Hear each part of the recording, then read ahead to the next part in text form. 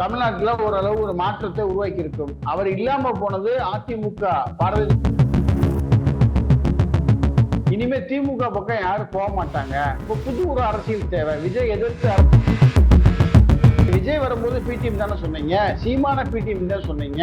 அது விஜய் வாஸ் அண்ணாமலை அப்படிங்கிற ஒரு சரியான போட்டி வரும் என்பது. தலைவராக அண்ணாமலை வர வேண்டும் என்பது ஒட்டுமொத்த தமிழர்களுடைய.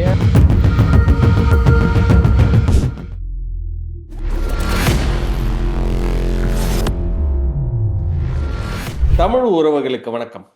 இன்று நம்மோடு இணைப்பில் இருப்பவர் the top political analyst mister வெள்ளை பாண்டியன் அவர்கள். வணக்கம் சார், எப்படி இருக்கீங்க? நல்லா இருக்கீங்களா? சார் வணக்கம். வணக்கம், நல்லா இருக்கீங்க சார். நீங்க நல்லா இருக்கீங்களா? நல்லா இருக்கேன். இன்னைக்கு ஹாட் டாபிக், மிஸ்டர் அண்ணாமலை கட்சி ஆரம்பிச்சிருக்கிறாரு. எப்படி பாக்குறீங்க வெள்ளை பாண்டியன்? அவர் ஜெயிப்பார்னு நினைக்கிறீங்களா? எனக்கு தெரிஞ்ச அவர் மிஸ்டர் விஜயோட மிகப்பெரிய ஒரு வெற்றியை நோக்கி இளைஞர்கள் எல்லாமே இன்னைக்கு விஜய் பக்கத்தில் போயிருக்கிறாங்க, தாவேகா பக்கத்தில் போயிருக்கிறாங்க. ஸோ அதனால் இன்னைக்கு அண்ணாமலைன்ற ஒரு பிம்பம், அவருக்குன்னு ஒரு இளைஞர் சப்போர்ட் இருக்கு. அதனால அதை நம்மளும் அந்த மாதிரி தன்னிச்சையாக வரணும் அப்படின்னு நினைக்கிறாரோ? உங்களோட கருத்துக்கள். அதாவது பாரதிய ஜனதா கட்சி என்பது RSS பின்புலத்தை மையமாக வைத்து இந்தியாவில் இன்று பல்வேறு மாநிலங்களில் ஆட்சி அதிகாரத்தில் இருக்கிறார்கள். தமிழகத்தில் பாரதிய ஜனதா கட்சி காலூன்ற வேண்டும், தமிழகத்தில் தாமரை மலர வேண்டும் என்றுதான் IPS பதவியில் இருந்த கர்நாடக மாநிலத்திலே ஒரு மிகப்பெரிய அதிகாரியாக இருந்த IPS அண்ணாமலை அவர்களை பதவியை ராஜினாமா செய்துவிட்டு பாரதிய ஜனதா கட்சிக்குள் மாநில தலைவராக கொண்டு வந்தார்கள். அதாவது பெருநகரங்கள் ஒரு சில பகுதிகள் மட்டுமே. இப்ப பாரதிய ஜனதா இந்து மக்கள் அதிகமாக வாழக்கூடிய கன்னியாகுமரி, நாகர்கோவில், கோயம்புத்தூர், திருப்பத்தூர், இந்த பக்கம் நாகப்பட்டினம், தஞ்சாவூர், கும்பகோணம், இப்படி ராமேஸ்வரம், மதுரை, தேனி, திண்டுக்கல், இப்படி சில பகுதிகளில் மட்டும்தான் அந்த பாஜகவுக்கு நிர்வாகிகள் இருந்தாங்க ஒரு காலகட்டங்கள்ல. அதன் பிறகு அண்ணாமலை IPS அவருடைய பேச்சு, அவருடைய நடவடிக்கை, அவருடைய தொலைநோக்கு பார்வையினால் அதிக அளவு இளைஞர்கள் ஈர்ப்புத்தன்மை ஏற்பட்டு பாரதிய ஜனதா இன்று கடைக்கோடி குக்கிராமங்கள் வரை இந்த பாரதிய ஜனதாவை வளர்த்தவர் மரியாதைக்குரிய தலைவர் அண்ணாமலை அவர். அப்ப அவர் தொடர்ந்து ஒரு மிகப்பெரிய வளர்ச்சியை நோக்குறாரு. என் பயணம் சொல்லிட்டு ஒரு மிகப்பெரிய நடைபயணத்தை மாநிலம் முழுவதும் 234 சட்டமன்றத்துக்கு என் மக்கள் தமிழ்நாடு முழுக்க 234 சட்டமன்ற தொகுதிகளுக்கும் சுற்றுப்பயணம் மேற்கொள்றாரு. ஒட்டுமொத்த இளைஞர்களுக்கும் ஒரு மிகப்பெரிய ரோல் மாடலா இருக்காரு. எல்லா இளைஞருமே இப்ப நம்ம ஒரு கட்சியில பயணிச்சாலும் கூட அண்ணாமலை ஒரு நல்ல தலைவர், விமர்சனத்துக்கு அஞ்சாத தலைவர் அப்படின்னு சொல்லி எல்லோருமே ஏத்துக்கிட்டான் அவரை. அதனால 2026 சட்டமன்ற தேர்தலை மையமா வைத்து எடப்பாடி பழனிசாமி அவர்கள் அண்ணாமலை அவர்களை தலைவராக ஏற்றுக்கொள்ள முடியாது அப்படின்னாலும் அவங்க நயினார தலைவரை கொண்டு வர்றாங்க. அப்ப மறுபடியும் அதிமுக பாரதிய ஜனதா கூட்டணி இல்லை அப்படிங்கிற ஒரு போகுது. மறுபடியும் கூட்டணி உடன்படிக்கை ஏற்பட்டு திரு அண்ணாமலை அவர்களுக்கு எந்த விதமான பொறுப்புகளும் வழங்கப்படவில்லை. அவர் ஒரு பதவியில இருந்துட்டு வந்தவரை ஒரு மாநிலங்களவை உறுப்பினர் ஆக்கியிருக்கலாம், ஒரு மத்திய அமைச்சர் ஆக்கியிருக்கலாம். எதுவுமே இல்லை. ஏன்னா கவர்னர் பதவி அவருக்கு என்ன வயசு இருக்கு, அட்லீஸ்ட் ஒரு மாநில தலைவரை ஆக்கியிருக்கலாம், இல்லைன்னா ஒரு மத்திய அமைச்சர் ஆக்கியிருக்கலாம், ஒரு நாடாளுமன்ற உறுப்பினர் ஆக்கியிருக்கலாம். எந்த விதமான பதவியும் இல்லாம ஒரு மனுஷன் எப்படி இருக்க முடியும்?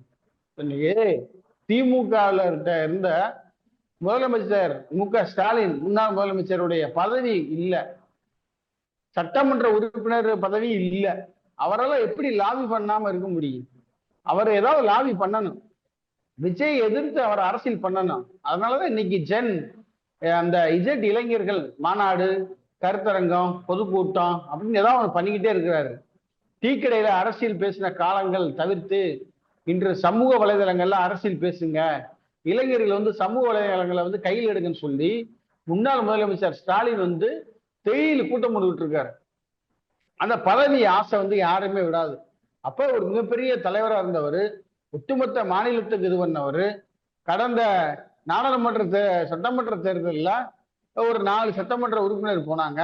நாடாளுமன்ற தேர்தலில் ஒரு மிகப்பெரிய வாக்கு வங்கிய கொண்ட பாரதிய ஜனதா இன்று ஒரு வலுவிழந்து, அண்ணாமலை தலைவர் இல்ல, நான் அந்த கட்சிக்கு வேலை பார்க்கல, நயினாரை நம்பி நான் போக மாட்டேன்னு சொல்லி இன்னைக்கு எத்தனையோ தொண்டர்கள், எத்தனை இயக்கங்கள் தங்கள் பகுதியில போட்டியிட்ட சுயேட்சை வேட்பாளர்களுக்கு வேலை பார்த்தாங்க. யாரும் அதிமுகவுக்கு வேலை பார்க்கல.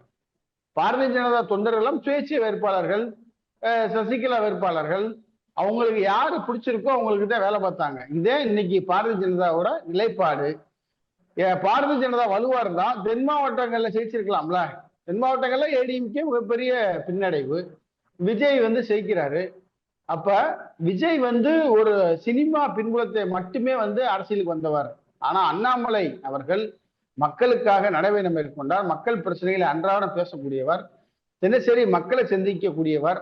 அவருக்கு அதிகாரம் இல்லை, பதவி இல்லை, எதுவுமே இல்லைங்கும் போது அப்புறம் எதுக்கு அந்த பாரதிய ஜனதா கட்சியில இருக்கணுங்கிற ஒரு விரக்தியில இன்னைக்கு மாண்புமிகு பாரத பிரதமர் அவர்களையும் அமித்ஷாஜி அவர்களையும் சந்தித்து தன்னுடைய பதவிகளுக்கான கடிதத்தை மரியாதைக்குரிய தலைவர் பாரதிய ஜனதாவுடைய அகில இந்திய தலைவர்கிட்டையும் ஒப்படைச்சிருக்காரு. அவங்க அதை வாங்கி வச்சுட்டு பரிசீலனை செய்யறாங்களா, இல்ல வேற மாநிலத்தில இருந்து அவருக்கு நியமன எம்பி கொடுக்குறாங்களா, இல்ல மத்திய அமைச்சர் கொடுக்குறாங்களா, இல்ல பாரதிய ஜனதா தலைவர் அவர் விளக்குறதா சொல்லியிருக்கிறாரு. ஆனா பாஜக இது ஆமா எப்படி பார்க்கும்? அவங்க மிகப்பெரிய ஒரு கோபத்துல தானே இருப்பாங்க. என்னடா நம்ம வளர்த்து விட்ட பையன் நமக்கு எகென்ஸ்டாவே முதுகுல குத்துறானே அப்படின்னு நினைக்க மாட்டாங்களா? அதாவது பாரதிய ஜனதா தமிழகத்தில் மலரும் அப்படின்னா இன்னும் ஒரே ஒரு தாமரை தான் மலர்ந்திருக்கு. அது உதகமண்டலத்துல இந்த ட்ரைபிள் கம்யூனிட்டி எஸ்டி பழங்குடியினர் மலைஜாதியில இருந்து ஒருத்தர் ஜெயிச்சு வந்திருக்காரு. மற்ற பகுதியில யாருமே ஜெயிக்கல. இன்னைக்கு கேரளாவில் 3 சட்டமன்ற உறுப்பினர்கள் போயிருக்காங்க. நான் என்ன சொல்றேன், அண்ணாமலை இவ்வளவு காலம் காத்திருந்தாரு, பொறுத்திருந்தாரு, அவருக்கு எந்த பதவியும் இல்ல. அவர் என்ன நினைக்கிறாரு, அவர் வேணான்னு சொன்னாரா இல்லட்டா பாஜக கொடுக்கலையா? நான் நிறைய வாட்டி பாரதிய ஜனதா கொடுக்கல. அவர் கேட்ட பதவி, அவர் விரும்பிய பதவியை பாரதிய ஜனதா கொடுக்கப்படவில்லை. அதனால அவர் தேர்தல் முடிஞ்ச உடனே அமெரிக்கா போயிட்டாரு. பெரிய அளவுல அவர் பிரச்சாரம் பண்ணல. அண்ணாமலை பிரச்சாரம் இருந்திருந்தால் தமிழ்நாட்டுல ஓரளவு ஒரு மாற்றத்தை உருவாக்கி இருக்கும். அவர் இல்லாம போனது அதிமுக பாரதிய ஜனதா கூட்டணிக்கு ஒரு மிகப்பெரிய பின்னடைவு சார்.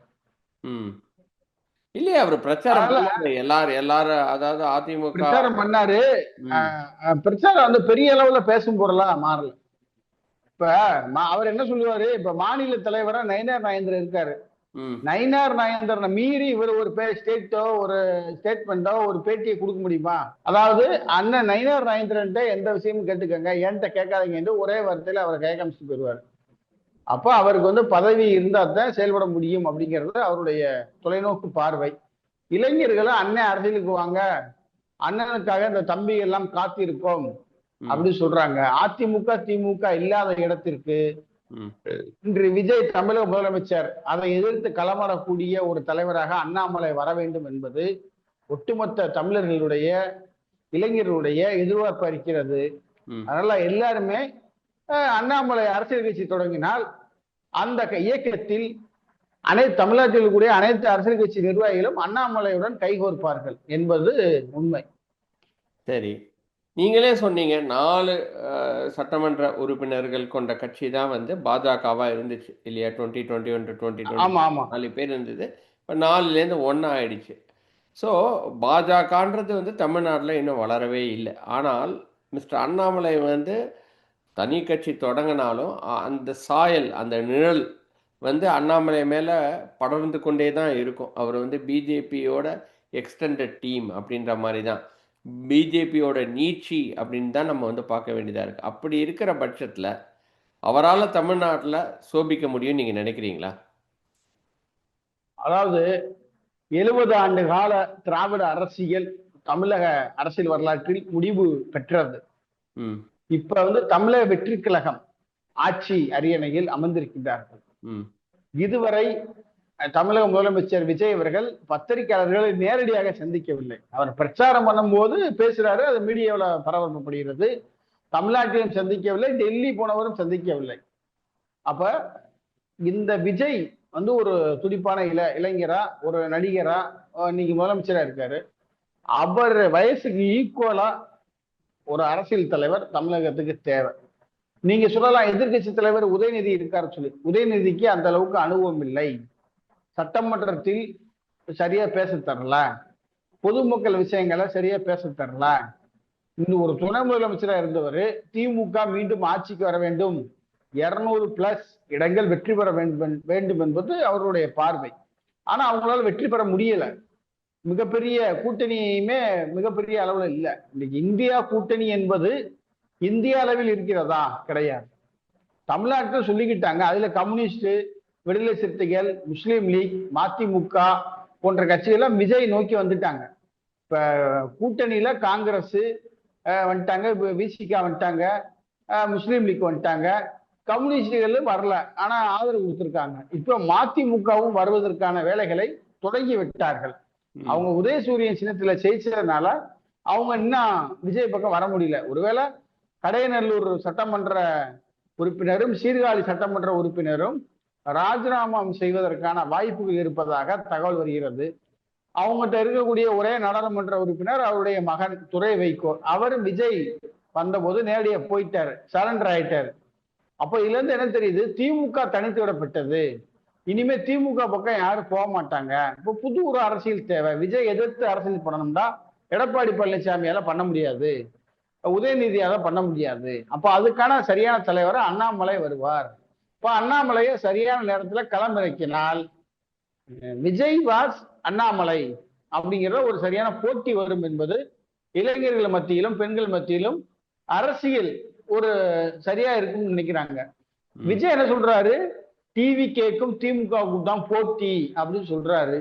ஆனா அந்த போட்டியை உடைப்பதற்காக அண்ணாமலை ஒரு புதிய அரசியலை உருவாக்கி என்ன புதிய அரசியல்ன்றீங்க? பாஜகவோட அரசியல் தான் வந்து அண்ணாமலையோட அரசியலா இருக்க போகுது. பாஜகவோட வீழ்ச்சி தான். ஏன்னா வந்து இவ்வளோ நாளா வந்து ஒரு ஒரு விஷயங்களை தமிழ்நாட்டுக்கு ஏற்புடைய விஷயங்களா பேசாம திடீர்னு இன்னைக்கு வந்து என்ன புதுசா வந்து பேசிட போறாரு? அதுதான் வந்து எனக்கு புரியல. அதுக்கு நீங்க பாஜகவிலே இருந்திருக்கலாமே. இன்னைக்கு என்ன மாதிரி எடுத்துட்டு வர போறாரு நீங்க நினைக்கிறீங்க? இல்ல, பாஜக இத்தனை காலம் இருந்தாச்சு. நீங்க தான் பாஜகவா மதவாத கட்சி, அது ஒரு RSS கட்சி, அது ஒரு இந்து கட்சின்னு சொல்றீங்க. ஆமா, கிட்டத்தட்ட அவரும் அப்படித்தானே இருக்க போறாரு. அவருதான் வந்து என்னோட என்னோட ஹீரோவே வந்து மோடி தான் அப்படின்னு தானே சொல்றாரு அவரு. அவர் followers of the Modi, followers of Hindu. ஆனா தமிழ்நாட்டுக்கு தேவையான ஒரு அரசியல ஒரு மாற்றத்துக்கான அவரை வந்து கையில அவர் வந்து ஒரு தமிழகத்துக்கான ஒரு புதிய அரசியலை கையில் எடுப்பதற்கான வாய்ப்பு இருக்கு. சோ அதனால அவர் வந்து பாரதிய ஜனதாவை தவிர்த்து பாரதிய ஜனதாவை பின்பற்றலாமே தவிர முழுசா இல்லாம அவருக்கான ஒரு விஜய் எப்படி பெரியார் இயக்கம் ஒரு திராவிட இயக்கம். அவர் என்ன சொல்றாரு? கருப்பு என்றவுடன் உங்களுக்கு என்ன நினைவு வருதுன்னு சொல்லி திருச்சியில பேசுறாரு. நம்ம கருப்புன்னு என்ன சொல்லுவோம்? திராவிடம், பெரியார், ஆமா, திராவிடம் சொல்லுவோம். அப்ப அவர் வந்து திராவிட சித்தாந்தத்தை வச்சிருக்காரு. ஆனா அந்த சித்தாந்தம் திமுக கிடையாது, அதிமுக கிடையாது, தமிழக வெற்றி. நானும் ஒரு பெரியாரிஸ்ட் அப்படின்னு சொல்லும் பொழுது அதுக்கு மாற்றா ஒரு தலைவர் வரணும் அப்படிங்கிறத பாரதிய ஜனதாவோட நிலைப்பாடா கூட இருக்கலாம். ஒருவேளை பாரதிய ஜனதாவில் இருந்து நீங்க அண்ணாமலை போய் வேலையை பாருங்க, நீங்க மாநில பிஜேபியோட பி டீம்னு நம்ம வந்து அண்ணாமலையை பாக்குறதா, இல்லாட்டினா வந்து அவர் தன்னிச்சையா பிஜேபில இருந்து வெளியே வந்து தன்னிச்சையா வந்து இயங்குவாருன்ற மாதிரி நீங்க பாக்குறீங்களா? அதாவது முழுசா தன்னிச்சையா செயல்பட முடியாது. அவர் மத்திய டீம் தானே. அம்மா, நீங்க விஜய் வரும்போது பி டீம் தானே சொன்னீங்க, சீமான பி டீம் தான் சொன்னீங்க. அது சொன்னாலும் அதுக்கு வந்து ஒரு என்ன சொல்றது, அதை ப்ரூவ் பண்ணவே முடியல இல்லையா? ஆனா அதே மாதிரி வந்து அப்படியே வந்து ஒரு கட்சியிலேருந்து வெளியே வந்து அவரோட நிலைப்பாடுல இருந்தோ கருத்துக்கள்ல இருந்தோ அவரோட கொள்கைகள்ல இருந்தோ அவர் மாறுபடல அப்படின்னா ஒரு பி டீம் மாதிரி தானே அவரு. கட்சியில இருக்கிறாரே தவிர கொள்கையிலேருந்து பிரியலையே சார். நீங்க எல்லா மாநிலத்திலுமே புதுச்சேரி எடுத்துக்கோங்க, காங்கிரஸ் அவர் வந்து காங்கிரஸ்ல இருந்து வெளியே வர்றாரு, என்ஆர் காங்கிரஸ் வச்சுக்கிட்டாரு. அவர் இன்னைக்கு பிஜேபியோட கூட்டணி வச்சுக்கிட்டாரு. இன்னைக்கு அந்த காங்கிரஸ் சித்தாந்தத்தையும் பின்பற்றுறாரு. ஆனா பிஜேபியோடையும் கூட்டணியில இருக்காரு. அதே மாதிரிதான் எல்லாருமே அவங்க வந்து அந்த கட்சியில இருந்து வெளியே வந்துருவாங்க. ஆனா சித்தாந்தம் நாங்க வந்து RSS சித்தாந்தம், பிஜேபி சித்தாந்தம், இந்து சித்தாந்தம்.